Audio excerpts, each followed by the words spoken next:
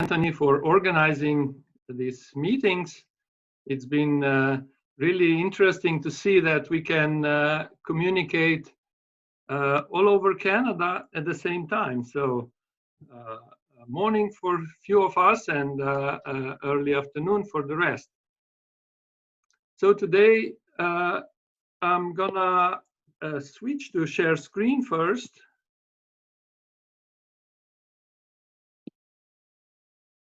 I'm going to speak about a classical topic in graph searching. It's about cops and robbers.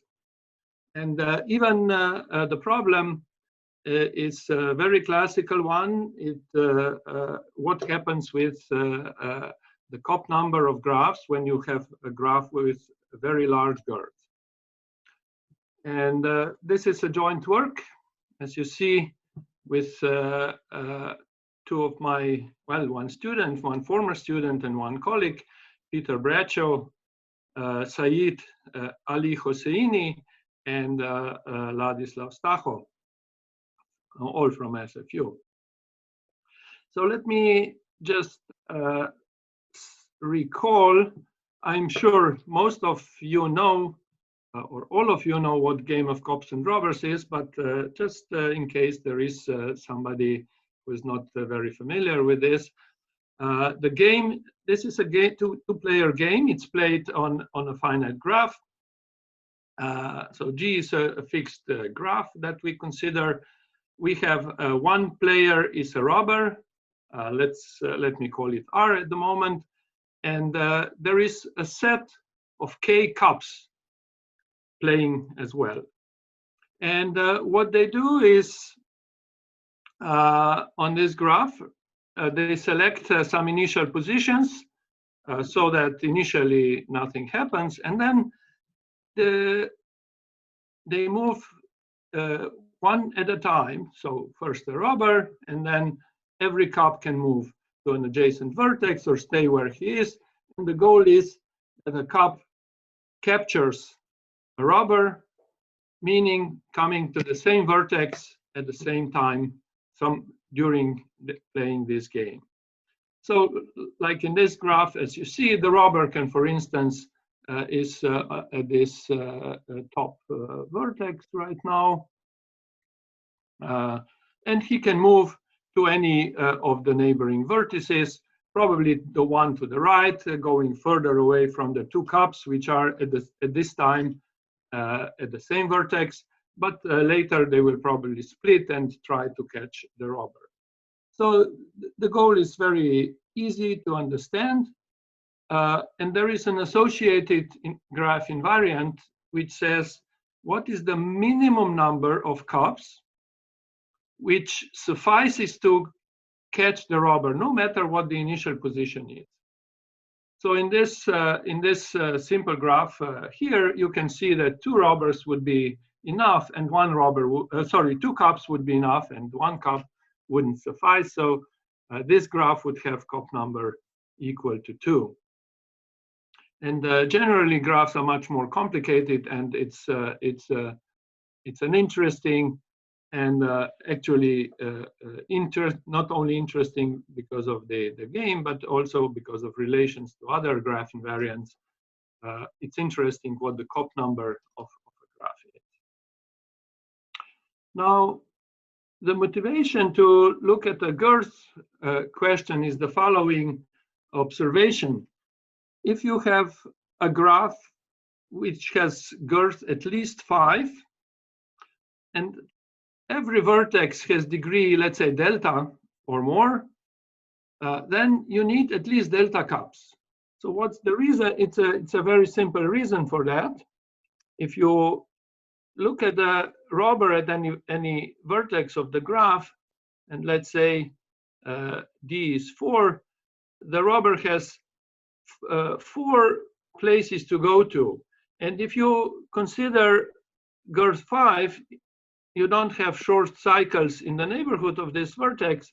So it means that any cop, for instance, a cop being here or a cop being here, they can only threaten the robber, if the robber is here, through one of the edges.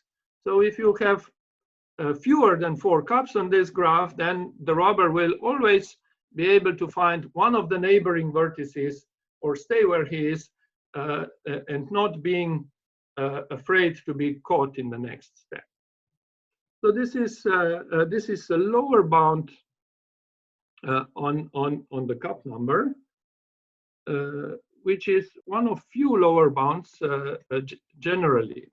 These are difficult to establish. Now, back in 1987, Peter Frankl published a paper, and he extended this condition. So you see here, if you take t equals 1, it would say girth at least 5, then the cup number is at least let's call this the degree or the minimum degree, minus 1 to 1 plus 1. So it just generalizes the above observation. So, and once you have a larger girth, the lower bound which you get here grows exponentially with the degree. So you have roughly the minimum degree to the girth. So if you look at this closer, so this will be important for us. So this bound will roughly say that the top number of a graph with girth roughly 8t is at least d minus 1 to the roughly the girth over 8. So t is roughly girth over 8. You can take the largest t you can, and so maybe it's small.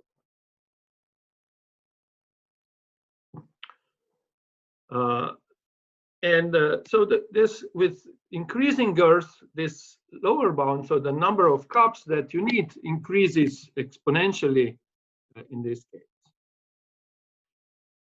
Now it's interesting. This was proved 30 years ago, more than 30 years ago, and essentially no progress was made on this until some of my co-authors in this paper came with an improved idea, and essentially what we got is we improved this exponent g over 8 to something better. Let's look at this. Here is our main result. Here you see we only ask that girth is 4 times t plus 1, and then you get essentially the same lower bound, the minimum degree of the graph, minus 1, to the power of t. So if you compare, it's essentially the same bound, except t is here twice as large. You see, t is about g over 4, not g over 8. And we get a little constant factor, so just 1 over e times t is the base of natural logarithms. So that's the main result I want to. Let me just see the zoom.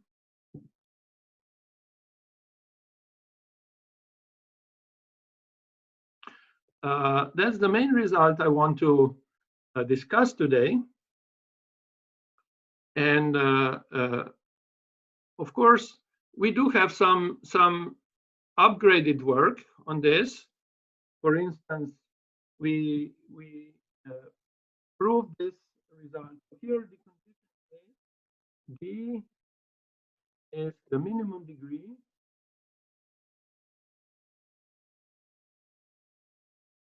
of the graph in question. Girth is the length of the shortest cycle, as always. But sometimes we would be interested in graphs which may have maybe a few vertices of degree 2, and then you would like to say, okay, can I say something similar if I have a large girth? And we have additional extended theorem. So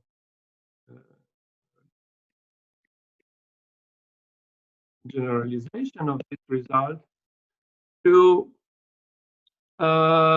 just need the growth condition.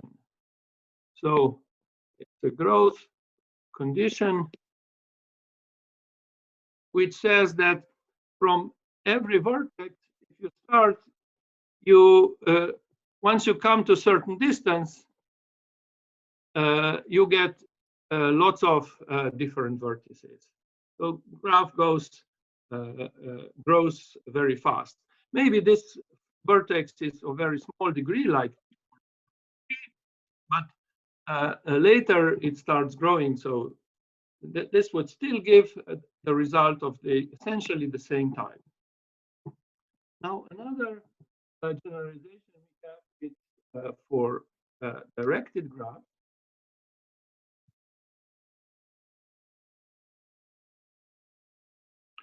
And same bounds, same kinds of bounds occur. But what is interesting is that the proof methods get a little bit different. And it was really enjoyable to work with this, because we did have to look at the new proof method for this problem. Now let me return to the main result I started with, and I will stick with this result to the rest of the talk. Now, first thing, let me discuss why this result, why we believe this result is actually interesting. It's not just a little improvement. So here we improved this bound of Frankel to d-1 roughly to g/4. You see, if you take t, it's roughly g/4. So this would be a little bit better. So what does that mean? So look at the graph. You start with a vertex. You have minimum degree d, and look at the neighborhoods.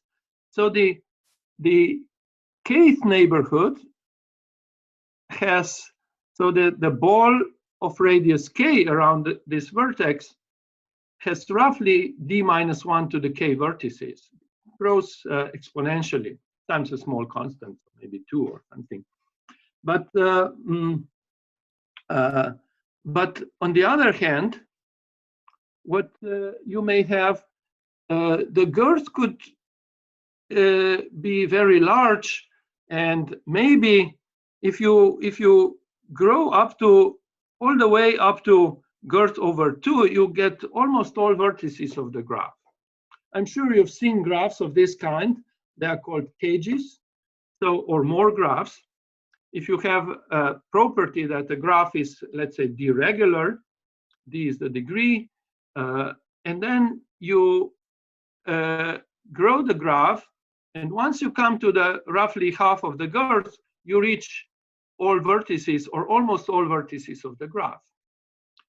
And this is from every vertex. So you know, like Peterson graphs or other cages have this property.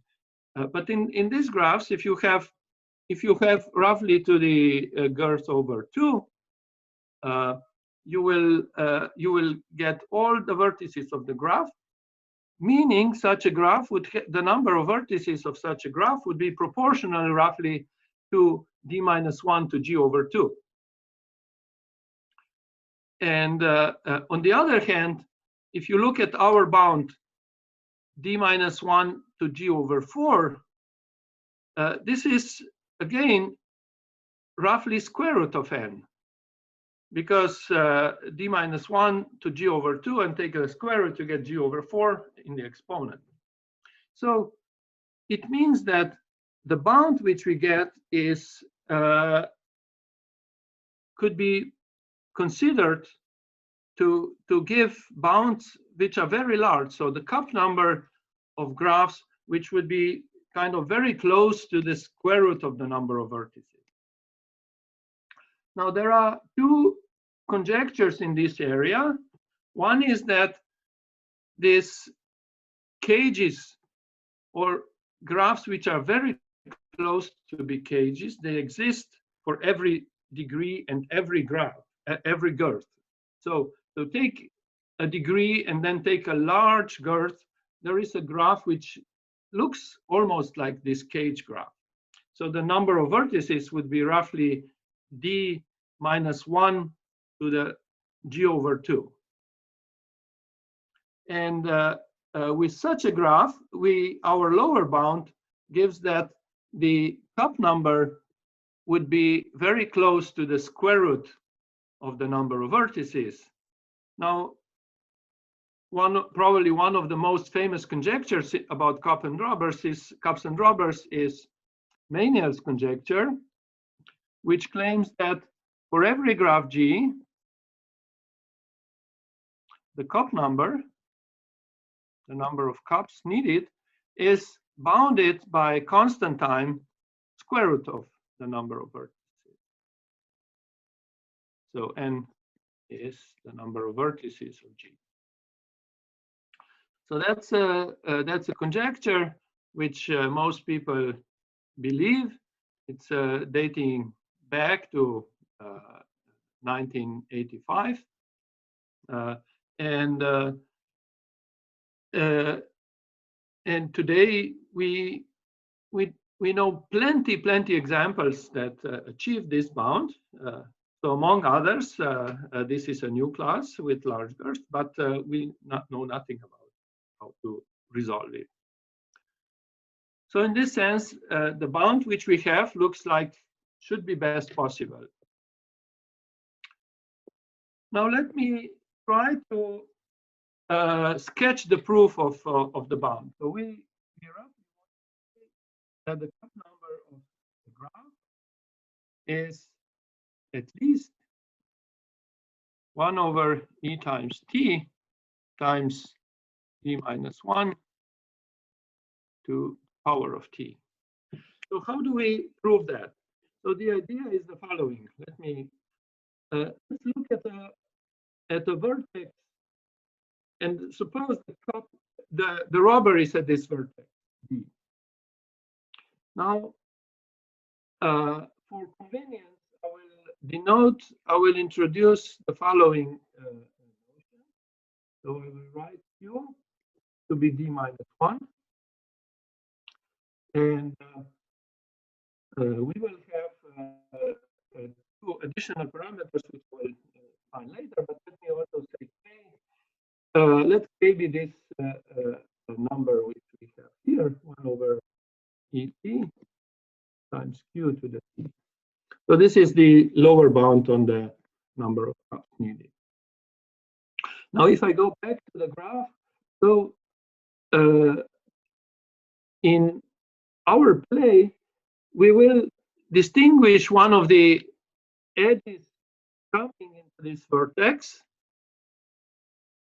and maybe there will be some cups here. We will not, and the rubber will be at this vertex. The rubber will always run away from this back edge, and so the cup will actually stay behind. So we're not worried about this. But let's look what happens. So this graph now grows exponentially fast, and at every vertex you have at least d minus 1 new neighbors to go away.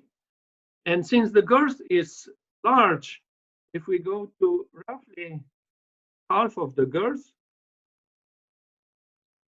which is roughly 2t. So if you go this far, the graph looks like a tree. So it's a tree-like, it's just growing out exponentially. And we can also look at the first neighborhood, the first t, so this would be g over 4, roughly. So this first neighborhood up to g over 4. And so in general, there could be some cups in this neighborhood. So there could be a cup here, there could be a cup here, there could be another cup here. So what will be the strategy of the robber to make sure that none of these cups captures him? Now here we split these cups which may threaten the robber into the subsets C1, C2 up to CQ, and we say that the cups will be in C1 if they can actually reach the robber coming through a path through this first neighbor, and here will be the second neighbor. So this one will be in C2. So this second cup will be in C2. This will be in C1. This one will be in C1 as well. Now, it is important that these sets are disjoint, because if cup will be in C1 and C2, you see that there would be a short cycle, because they are there would be a cycle of length less than g, contradicting the Gerst assumption. So these are disjoint. Now, another notion that we need is a weight of a cup. We define the weight of each cup as follows. So the weight will be 1 if the cup C is, let's say, far or behind. So we don't mind the cups here. We don't mind the cups which are too far away. And we only care about cups which are in this forward neighborhood of the robber and may threaten him. And for those cups, the weight will be exponential in some parameter r to the t minus rho over 2. This is the ceiling function, where r is defined as follows. It's basically q, but a little bit smaller.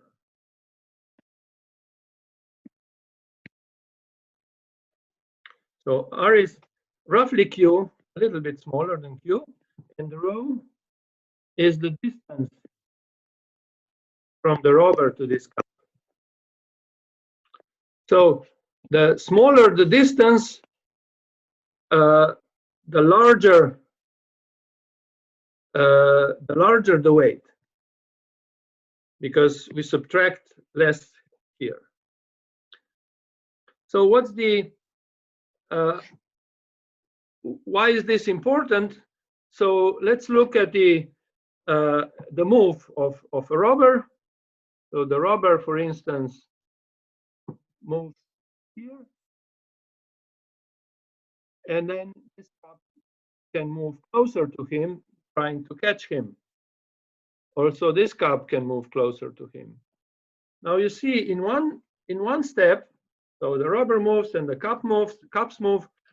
The cups can come closer by distance of 2, and so this rho over 2 gets smaller by 1. And what the consequence of this is that after the move, so the new, let's say the new weight of the cup is always smaller or equal to r times the original weight of the cup. So if the weight was r to the t minus rho over 2, now in the next step rho could become smaller, and so this could get a factor of r bigger. So this happens with the cups which are in this immediate neighborhoods, and then the cups which are far away, they cannot come in the immediate neighborhood, and if they come in the immediate neighborhood, they will come at the very end of it, and the weight will still be 1. So the cups which are far or behind, the weight will be still 1. So W prime of C stays 1 if cup is far or behind.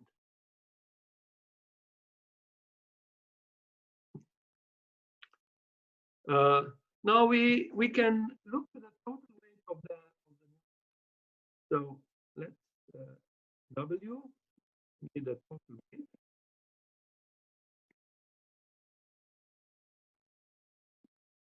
And let W prime be the total weight after 1 move.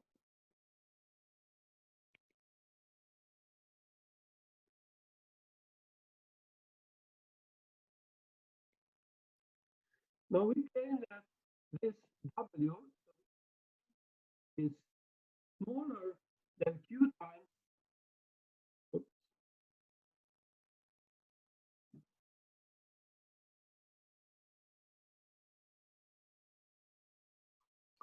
So we claim that W is smaller than Q times R to the P minus 1. Now, initially, let me go back to my picture. Initially, we may assume that all cups are at some vertex, and so the rubber can move somehow a distance 1 or 2 from this vertex, and then they will all be behind. So it just needs to establish that initially the number of cups is smaller than this because everybody is behind and has weight 1. So this is okay initially, and after every step we just prove it by induction. So once we make the step, we just look at the W prime is smaller than, you see, some of the cups get bigger weight, but some of the cups stay. So this will be R times those weights. So this, let me leave this empty. Those weights that may increase. So this would be, let's say, this dangerous cups, and then all the rest will have basically weight 1, and I just put an upper bound. It's the total number of cups which will be there. So the thing important here is how many cups can increase their weight.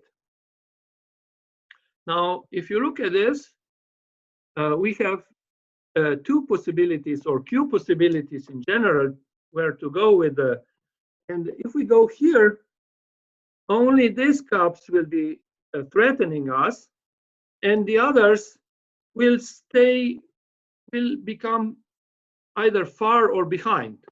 So maybe I want 1 cup which is close, and they will stay far or behind. So, but we have Q possibilities, and then we choose the one which has so the rubber will choose the move which has the smallest total weight of the cups in CI. So we look at this, which class has the smallest total weight, and this is actually because there are Q of them, they are disjoint, so we know that this is at most 1 over Q times the full weight of everybody.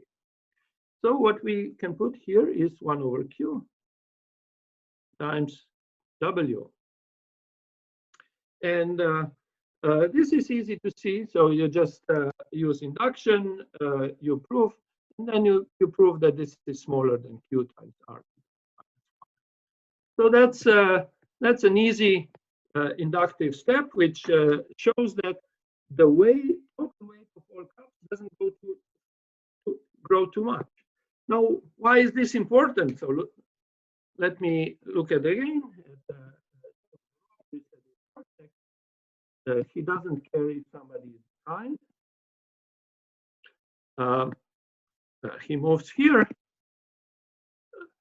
and then maybe there is a cup here, and the cup could catch him.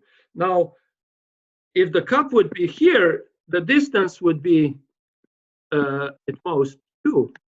So you see, if a cup was here, the distance was at most 2, and then the weight of this cup would be r to the t minus, we put this over 2, so t minus 1. Sorry, it should be t minus r to the t.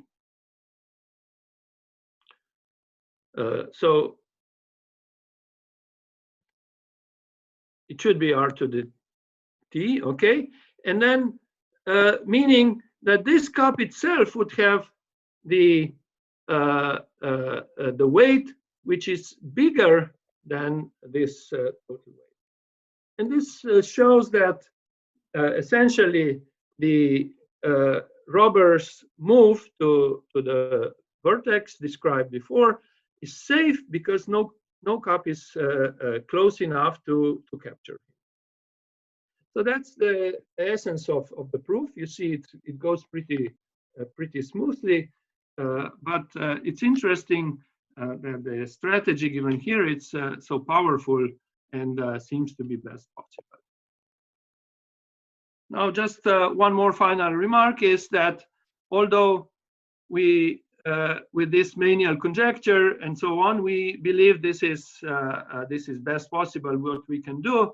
We cannot prove that this is best possible, but we can actually prove that certain graphs cannot, this bound cannot be increased over the following bound, so d minus 1 to the 3/8, so something a little bit worse than 1/4.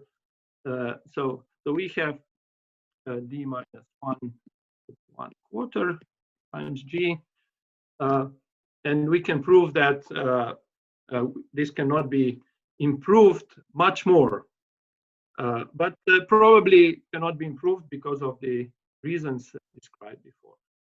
So I think my time is over, and I hope you enjoyed seeing a little progress on this old problem after so many years. Thanks everyone for your attention.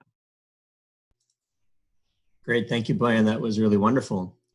So we'll now open the floor to some questions. So if you have a question, just please let us know who you are and where you're from.